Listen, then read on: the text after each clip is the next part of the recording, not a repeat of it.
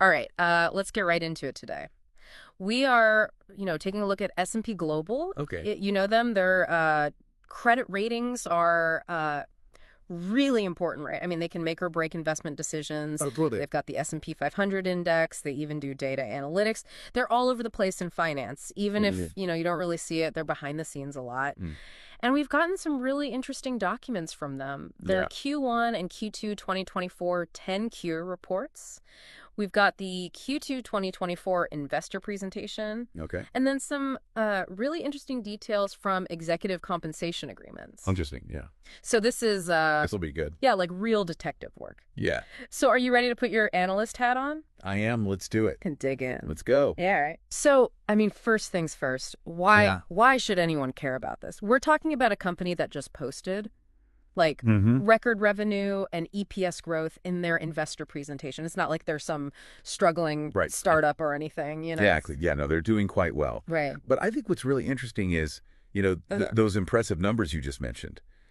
They aren't just about one strong quarter. Right. What they're really revealing is that this company is strategically positioned in a market that is like really hungry for what they're selling. Oh, okay. Right? When the economy feels a little shaky, what do investors want? Yeah. They want information, they want data. Right, yeah.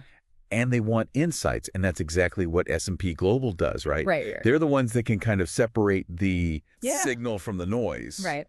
But it's not all, sunshine and rainbows, right? Okay. Even with these, really impressive numbers, there are hints of potential risks, right? Right, yeah. Market shifts that could change things up, Yeah. For example, the 10 Qs mention regulatory changes. That's always something that keeps financial firms kind of on their toes. Yeah. And then there's this whole other thing, right? This whole world of AI, Oh, yeah. artificial intelligence, both as a potential disruptor, but also as a potential tool that could change how a company like SPGI operates. So Interesting. it's a mixed bag. Yeah, so these reports, I mean, that's what's so interesting to me, right? Is that it's not just them looking backwards. They're also giving us a little peek into how they're planning for the future. Exactly. So it's not just, hey, look how we did. It's, hey, this is where we're going. Yeah, absolutely. And they know things are changing. Right. And they're showing us how they're going to adapt to that, Yeah. which I find really interesting. Yeah. Okay, so let's start with that impressive Q2 performance. Okay.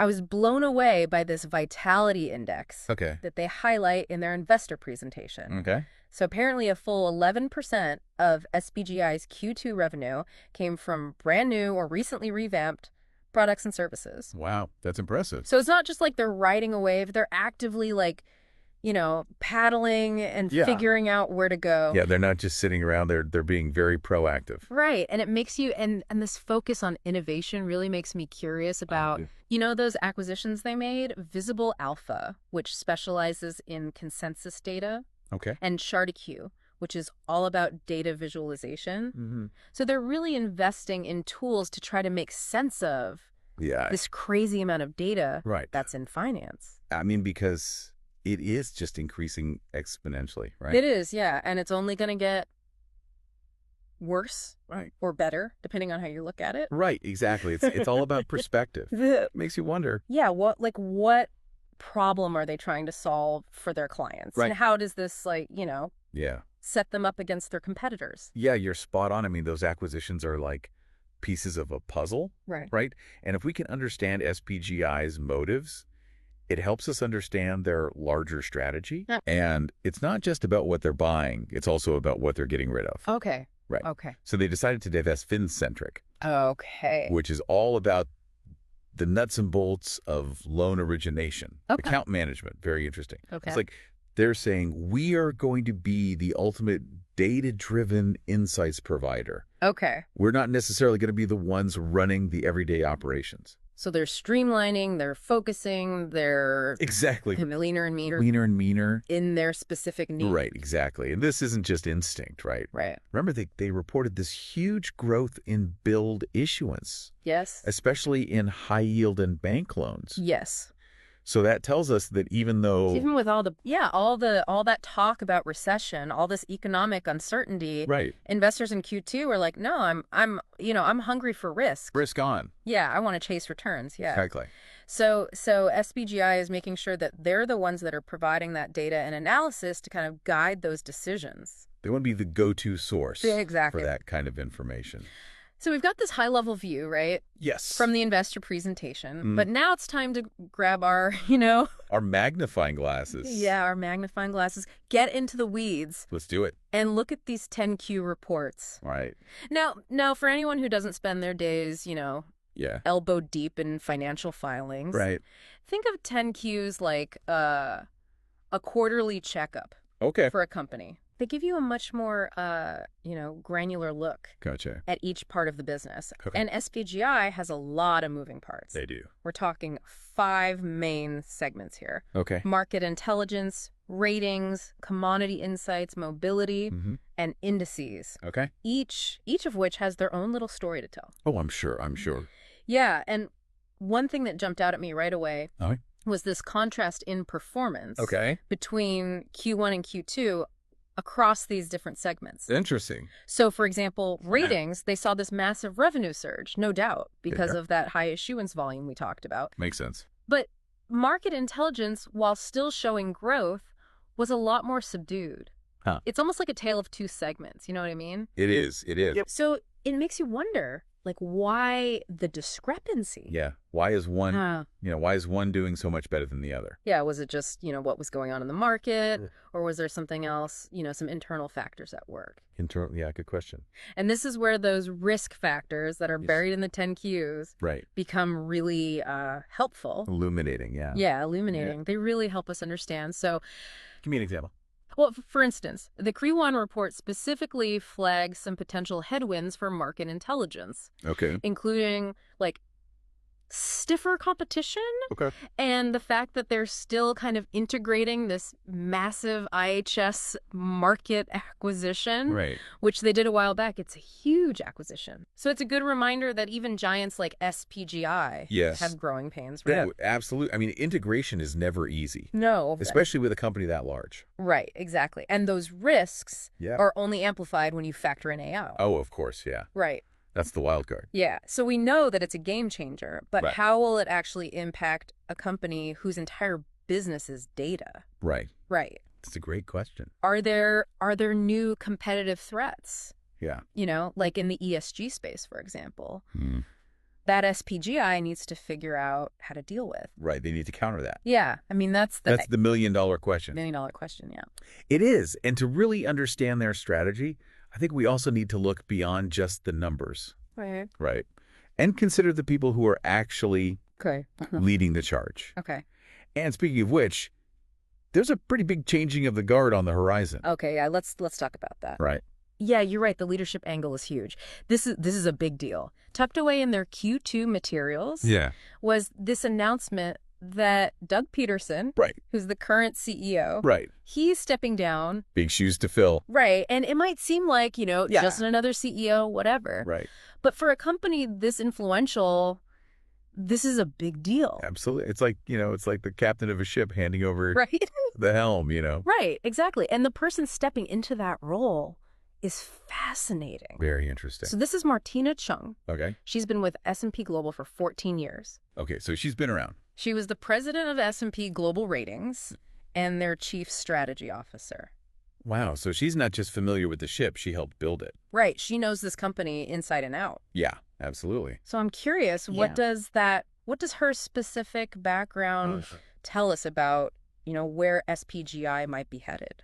That's a great question. I mean, her experience in ratings definitely suggests that they're going to keep focusing on that core business, which we just talked about. They're killing it in that area. Right. But it's her strategy background that I find particularly interesting. Okay. Because to me, that hints at maybe a broader vision. Okay. Maybe a little more boldness to explore some new markets, some emerging opportunities, things like that. Right. And let's not forget, yes, she was the executive lead for Sustainable One. Yes, that's huge. Which, I mean, especially given how much emphasis there is now on ESG investing. Right. And it seems like those two things are Like, perfect timing. Yeah, perfectly timed, right. Right. It's like they knew this was coming. Yeah. And they're like, all right, we need somebody who can really take us there. Yeah. Yeah, and Sustainable One, I mean, just for folks who aren't familiar. I'll explain a little bit. It's all about providing that data. Yes. And those insights that investors are looking for. Yes. To evaluate companies based on environmental, social. Quite. All those ESG factors. Yeah, those ESG factors. Mm-hmm. So they're really putting like an ESG champion at the helm. They are. Right when that market is like poised to explode. About to take off. Absolutely, yeah. Great move by them. So we've got this new CEO. Yeah. Very impressive track record. Seems to have a clear vision for the future. But what about, the outgoing CEO, Doug Peterson? Right. What happened to him? Did they just, Did they kick him to the curb? Yeah. Thanks for your service. Here's a gold watch. Yeah, exactly. Not so fast. The details of his departure, which are actually in SPGI's recent 8K filing, are pretty revealing. All right, I'm intrigued. Tell me more. So they're calling it an advisor agreement. An advisor agreement, okay. And I have to admit, when I first saw that, I was like, oh boy, this is going to be a snoozer. Right, like time to make another cup of coffee. Right, exactly. Like, let's settle in. This is going to be dense. But it's more like a treasure map to SPGI's future. Okay, now I'm really interested. Right. So it basically lays out how Peterson is going to continue on as a senior advisor. Okay.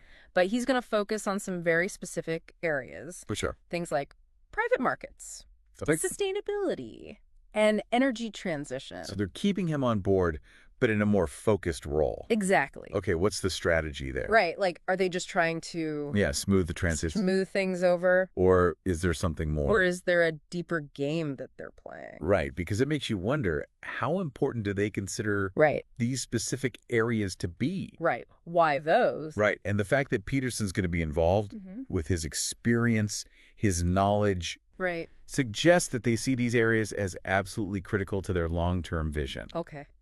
And let's be honest, private markets, sustainability, energy transition, these are all areas that are ripe for disruption and innovation. They are. They're smart to keep him around to lend his expertise in those spaces. Well, it's like they're handing him a specific set of keys, and they're like, go unlock this for us. Unlock these doors, Doug. You've got the experience. Yeah, figure it out. Figure it out. Right, and it ties in so well. It does. With Chung's background in sustainability. Yeah, exactly. Right, we're seeing a company really aligning their leadership and their expertise to really capitalize. Let's ride that wave. On these emerging trends. Be ahead of the curve. Right, they're not just riding the wave, they're trying to anticipate that next swell. Yeah, where's the wave gonna go? Exactly. And how do we get in front of it? How do we ride it? Okay, so we've got this strategic changing of the guard. Yes. We've got, eyes on the future.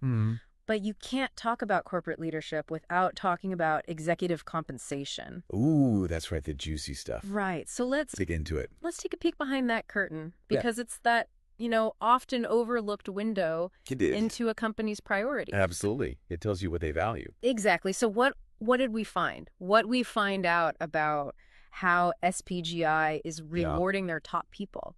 Yeah. So what do we learn about how SPGI rewards its top people? Well, Peterson's advisor agreement actually lays out more than just what he's going to be doing. Okay. It also talks about how much he's going to get paid. Right. And while the actual numbers are really interesting, it's what those numbers tell us about SPGI's strategy that's really fascinating. Okay. Give us the highlights. Okay, so first of all, he's going to get a base salary of $1.5 million a year. Okay. But that's not all. He's also got this potential bonus structure on top of that. Okay. We're talking a target annual bonus of $3.5 million for 2025. Okay. With the potential to earn up to $7 million.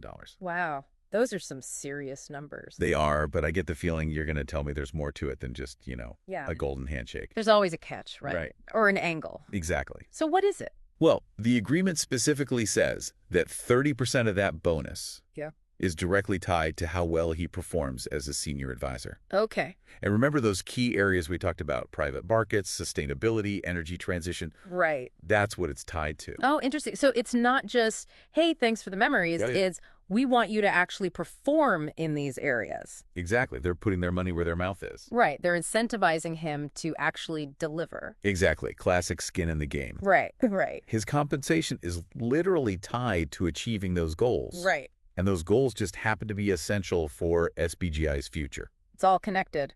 It is. It's all part of the plan.